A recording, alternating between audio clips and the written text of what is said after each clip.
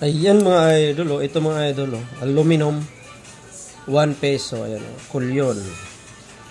Kulyon Leper Colony, ayan Philippine Island.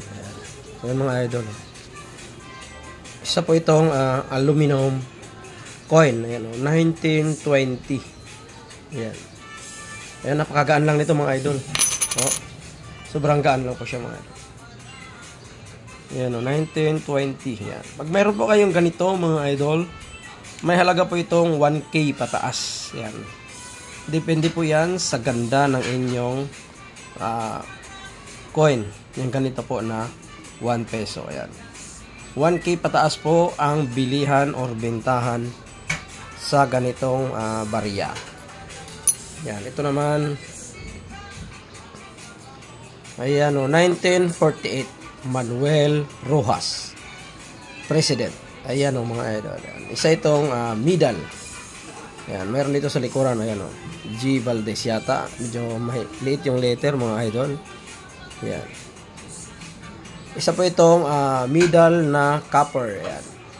Yung ganito naman mga idol, pag mayroon po kayo nito, ay 1K pataas din po. Depende po yan sa buyer at depende rin po sa inyong koleksyon. Kung pangit ay mas mura po siya mga idol. Ayan. Pag maganda po ay medyo mahal po ang kanyang presyo.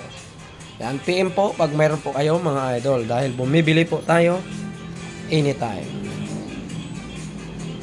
Ayan, ito naman ay Manila Carnival Medal. Ayan. 1922. Ayan kanyang likuran. Ayan Yan, yung ganito naman mga idol ay nasa 6K pataas. Depende po yan sa ganda. 6K pataas. Aabot po yan siya ng 10K hanggang 15K. Depende po yan sa ganda or depende sa medal na design. Yan, 6K pataas po pag meron po kayong mga ganitong medal. Yan. Itong mga pinakita ko sa inyo mga idol. Yan. Yan, 3 peraso po yan mga idol. Pag meron po kayong kanyan, PM lang po mga idol dahil bumibili po tayo anytime. Ito maganda mga idol. Yan.